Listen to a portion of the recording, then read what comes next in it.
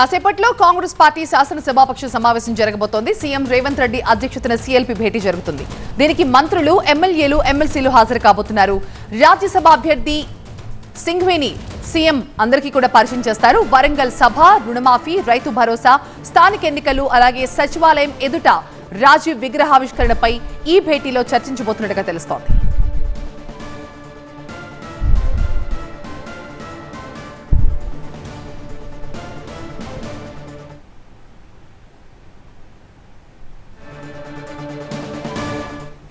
మా ప్రతినిధి అశోక్ లైవ్ లో జాయిన్ అవుతున్నారు ఈ భేటీకి సంబంధించిన మరింత సమాచారం ఇచ్చడానికి. అశోక్, ప్రధానంగా సింఘ్వేని కాంగ్రెస్ నేతలందరికీ కూడా ఆయన రోజు పరిచయం చేయబోతున్నట్టుగా తెలుస్తోంది.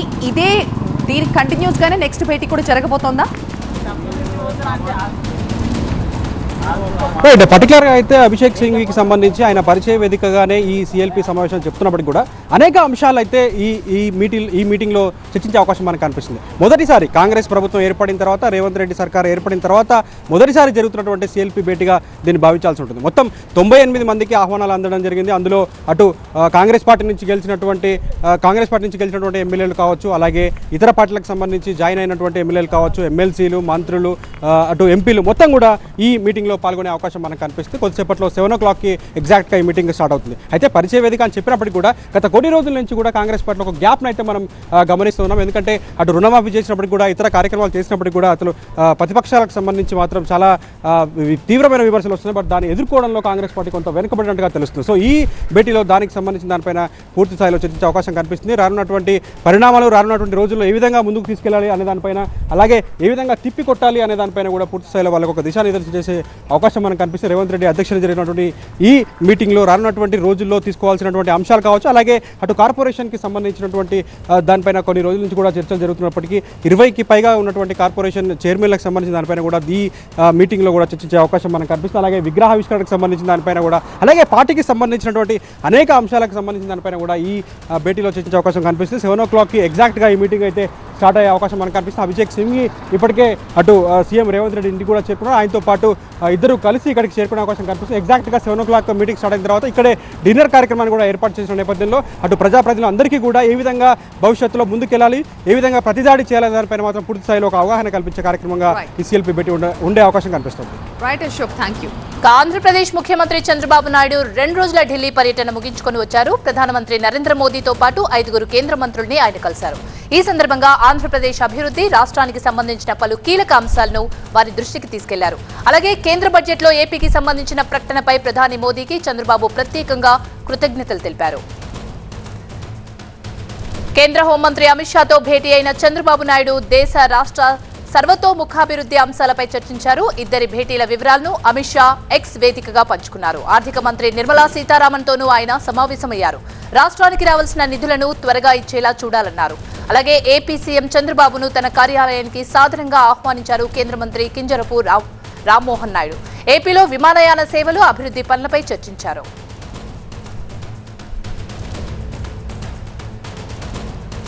ఇదే అంశానికి సంబంధించి మరింత సమాచారాన్ని మా ప్రతినిధి నాగరాజు అందిస్తారు. నాగరాజు, 2 రోజుల పర్యటన సక్సెస్ అయిందా? పర్యటన పూర్తి డీటెయిల్స్ ఏంటి?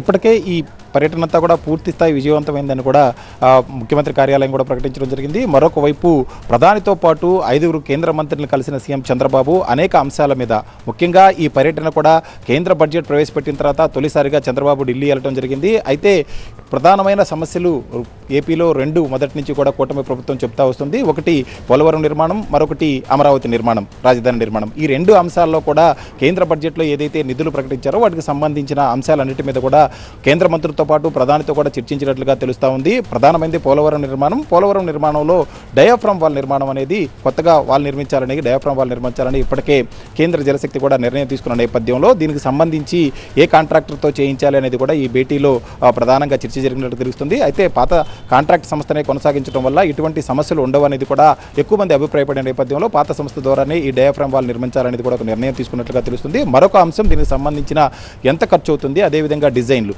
ఎందుకంటే ఇప్పటికే చాలా జాప్యమైన నేపథ్యంలో నవంబర్ నుంచి తిరిగి పోలవరం ప్రాజెక్టుకు సంబంధించిన పనులన్నింటినీ కూడా గాడిలో పెట్టేందుకు కూడా ప్రభుత్వం ఇప్పటికే సిద్ధమైన నేపథ్యంలో మరో 2 నెలల సమయం మాత్రమే ఉంది. కాబట్టి డయాఫ్రమ్ వాల్ ఎవరి చేత నిర్మించాలి, ఎంత ఖర్చు అవుతుంది, డిజైన్స్ ఏంటి అనేది కూడా ప్రధానంగా చర్చించినట్లుగా తెలుస్తుంది. ఆ తర్వాత మరొక అంశం డిపిఆర్కి సంబంధించిన అంశం.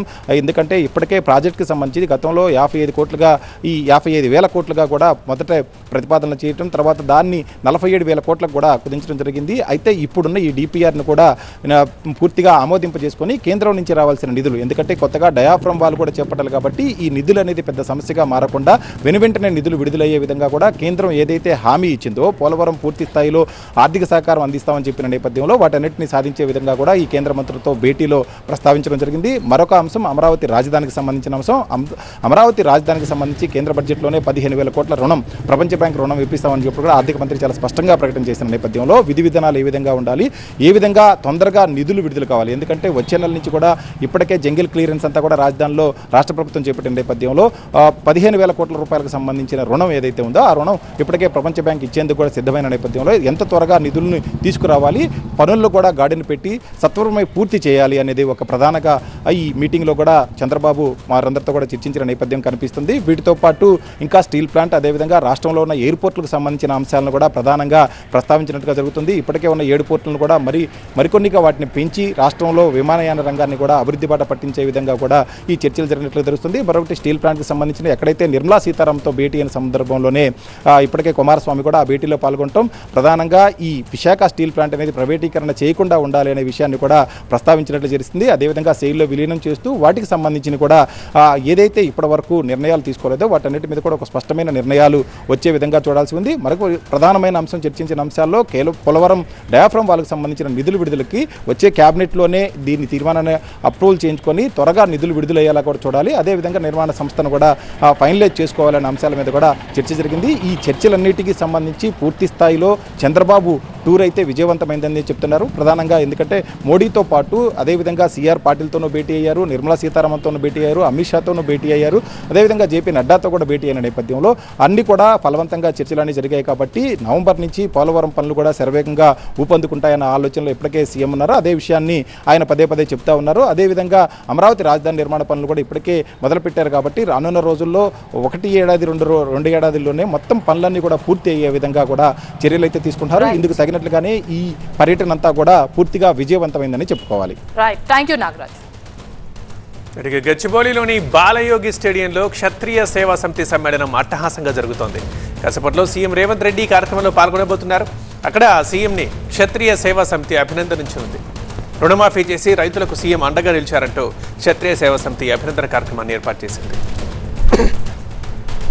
ఈ కార్యక్రమానికి విశిష్ట అతిథిగా కేంద్ర మంత్రి భూపతిరాజు శ్రీనివాస వర్మతో పాటు కర్ణాటక నుంచి బోసురాజు కూడా హాజరు కాబోతున్నారు. మా ప్రతినిధి శ్రవణ్ మరింత సమాచారం అందిస్తారు లైవ్ లో. శ్రవణ్, ఈ సభ వివరాలేంటి? సీఎం వచ్చారా?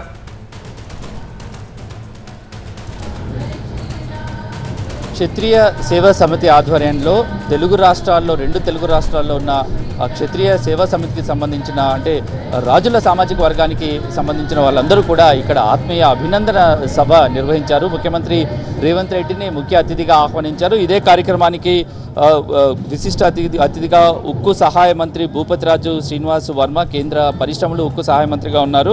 అలాగే కర్ణాటక రాష్ట్ర చిన్న నీటిపారుదల అండ్ సైన్స్ అండ్ టెక్నాలజీ మంత్రి నడింపల్లి బోసురాజుతో పాటుగా పారిశ్రామికవేత్త అల్లూరి సీతారామరాజు వీళ్ళందరినీ కూడా ముఖ్య అతిథులుగా పిలిచారు. సీఎం రేవంత్ రెడ్డి మరికొద్ది నిమిషాలు ఇక్కడికి రాబోతున్నారు. 5 గంటలకు సీఎం షెడ్యూల్ ప్రకారం ఇక్కడికి రావాల్సి ఉంది. మరికొద్ది క్షణాలు ఏమోమంటేనా సీఎం రేవంత్ రెడ్డి ఇక్కడికి రాబోతున్నారు. దానిలో భాగంగా అభినందన కార్యక్రమాన్ని నిర్వహించారు. యాక్చువల్లీ గత ప్రభుత్వ హయాంలో క్షత్రియ సేవా సమితికి అంటే రాజుల సామాజిక వర్గానికి వాళ్ళ యొక్క కమ్యూనిటీ హాల్ నిర్మించడానికి, వాళ్ళ యొక్క ఆఫీస్ నిర్మించడానికి, ఒక సేవా సమితి లాంటి కార్యాలయం నిర్వహించడానికి 3 ఎకరాల స్థలం కేటాయిస్తాము అన్నట్టుగా గత ప్రభుత్వ హయాంలో వాళ్లకు హామీ ఇవ్వడం జరిగింది. కానీ అది అమలు కాలేదు.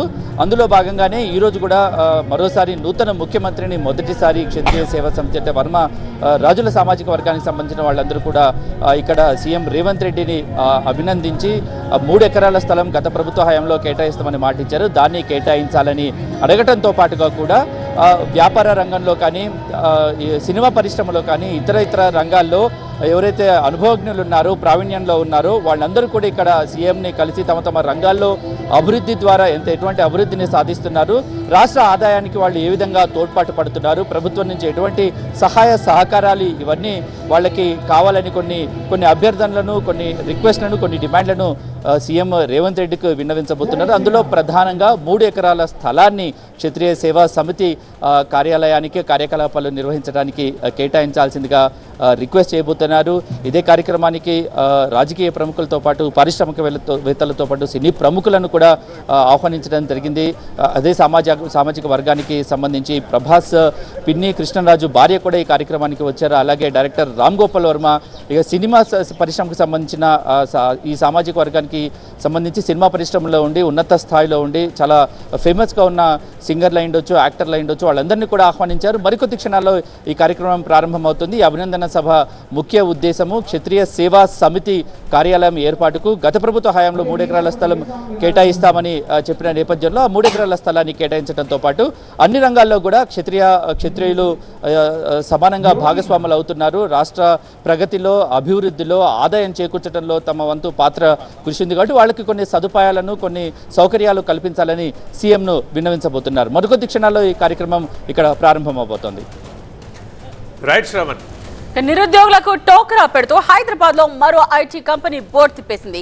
యువతకు ఉద్యోగాలు ఇప్పిస్తామని చెప్పి 10 కోట్ల రూపాయలతో ఉడాయించింది. భారీ ఎత్తున పబ్లిసిటీ చేసుకుని పెద్ద ఎత్తున వసూళ్లకు పాల్పడింది.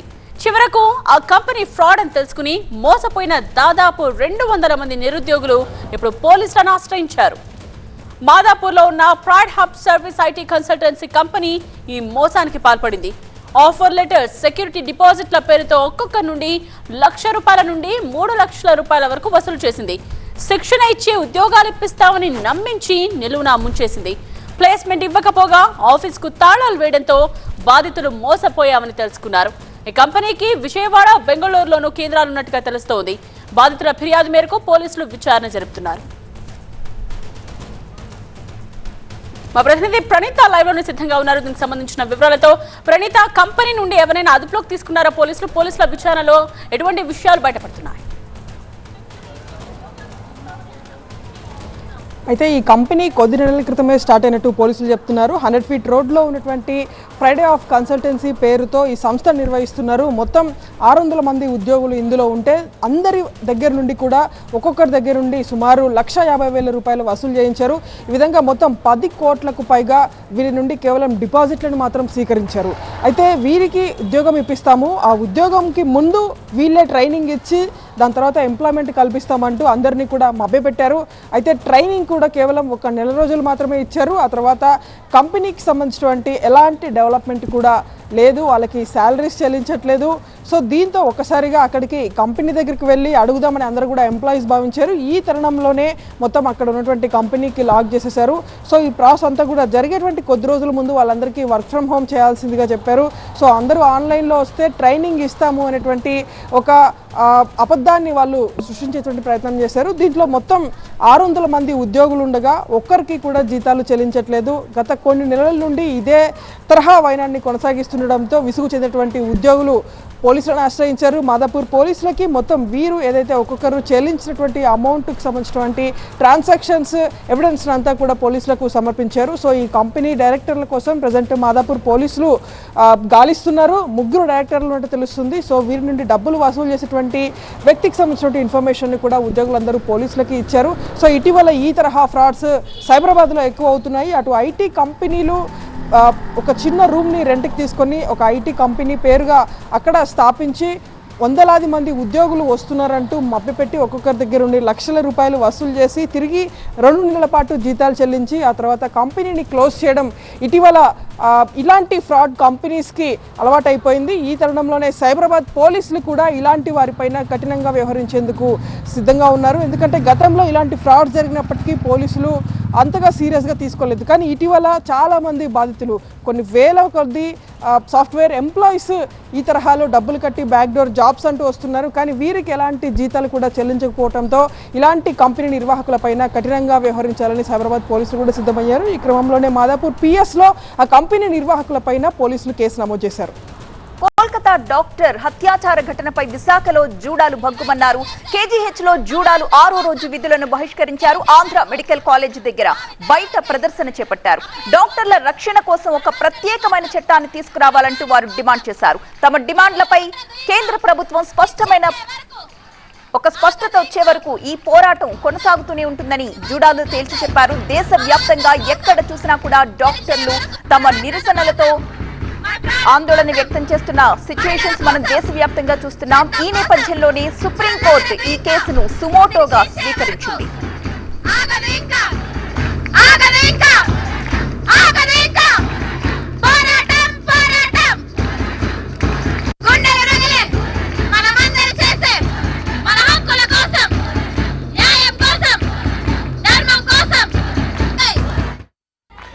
విశాఖలో జూనియర్ వైద్యుల ఆందోళన రోజు రోజుకు ఉధృతమవుతుంది. ఈ రోజుకి 6 రోజులుగా వీరంతా కూడా విధులు బహిష్కరించి రోడ్లపైకి వచ్చి మరీ బైఠాయించి నిరసన తెలుపుతున్నారు. కోల్కతాలో జరిగిన వైద్య విద్యార్థులపై అత్యాచారానికి నిరసనగా వీరంతా కూడా ఆందోళన చేస్తున్నారు.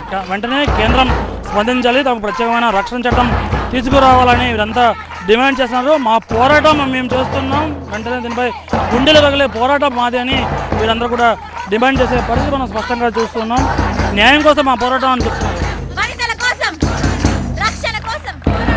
సెంట్రల్ గవర్నమెంట్ నుంచి ఎటువంటి హామీ మీరు కోరుతున్నారు? ఇప్పటివరకు చేసిందని మీరు ఏమంటారు? ఇప్పటివరకు మీరు చూస్తున్నారు, మేము వారం రోజుల నుంచి మేము స్ట్రైకులు చేస్తున్నాము. స్టార్టింగ్ 3 days ఎలెక్టివ్స్ ఆపాము. తర్వాత ఎమర్జెన్సీస్ ఆపడానికి కారణం కూడా మీ అందరికీ తెలుసు. ఒక 2000కి పైగా దుండగులు వచ్చి అక్కడ మెడికల్ కాలేజీలు ధ్వంసం చేశారు. సో మా డిమాండ్స్ ఏంటంటే అక్కడ అమ్మాయికి జస్టిస్, ఎలాంటి మ్యానిపులేషన్స్ లేకుండా జస్టిస్ జరగాలి అని. అండ్ ఇంకొకటి, ఇలాంటిది మళ్ళీ జరగకూడదు. ఏ ఒక్క హాస్పిటల్లో కూడా ఇలాంటిది జరగకూడదు. కాబట్టి ఒక సెంట్రల్ ప్రొటెక్షన్ యాక్ట్ని మేము కోరుకుంటున్నాం. సెంట్రల్ ప్రొటెక్షన్ యాక్ట్ రావాలి. వచ్చేదాకా మా పోరాటం కొనసాగుతూనే ఉంటుంది. అండ్ ఇంకొకటి, సేఫ్ ఎన్విరాన్మెంట్. మేము మా వృత్తి ధర్మం కొద్దీ హాస్పిటల్కి వచ్చి సేవలు చేస్తూ ఉంటాం. మాకు సేఫ్టీ ఉంటేనే కదా మేము హాస్పిటల్కి వచ్చి మేము పని చేయగలము. Wheel fight till the justice is served అండి. August 9th ఆ ఇన్సిడెంట్ అయింది. ఒక డ్యూటీలో ఉన్న డాక్టర్ని చాలా రేప్ చేసి చంపేశారు. Till the justice is attained. మా డిమాండ్స్ ఏంటంటే the victim and the victim family should get justice. ఆ కేసు ఏదైతే అయిందో ఫేర్ ఇన్వెస్టిగేషన్ జరగాలి. Without any manipulation the investigation should be very fair. And the who ever has committed that crime should be శిక్షించాలి, కఠినంగా శిక్షించాలి.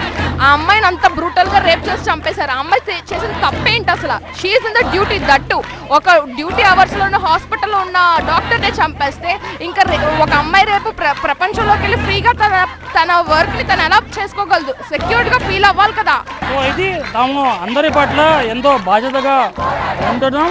అందరి ప్రజల ప్రాణాల కోసం మేము విధులు నిర్వహిస్తాం. కానీ మా సేఫ్టీ లేదు. వెంటనే మా సేఫ్టీపై ప్రత్యేకంగా సెంట్రల్ గవర్నమెంట్ ప్రత్యేక చట్టం తేవాలి అని వీరంతా కూడా డిమాండ్ చేస్తున్నారు. దీంతోపాటు హాస్పిటల్ అట్మాస్ఫియర్లో ప్రత్యేకమైన భద్రతను పెంచాలి, తమకు రక్షణ కల్పించాలి. అలాగే కోల్కతాలో వైద్య విద్యార్థులు జరిగిన అత్యాచార నిందితులను కఠినంగా శిక్షించాలి. దీనిపై 2 గంటలకు ఒకసారి కేంద్రం ఇంటెలిజెన్స్ ఇన్ఫర్మేషన్ తీసుకొస్తున్నప్పటికీ తమ డిమాండ్లపై వెంటనే స్పందించి ఒక ప్రకటన చేయాలి, లేకుంటే పోరాటాన్ని మరింత ఉధృతం చేస్తామని వీరంతా హెచ్చరిస్తున్నారు. కెమెరా పర్సన్ రసూల్తో ఖాజా టీవీనే విశాఖపట్నం.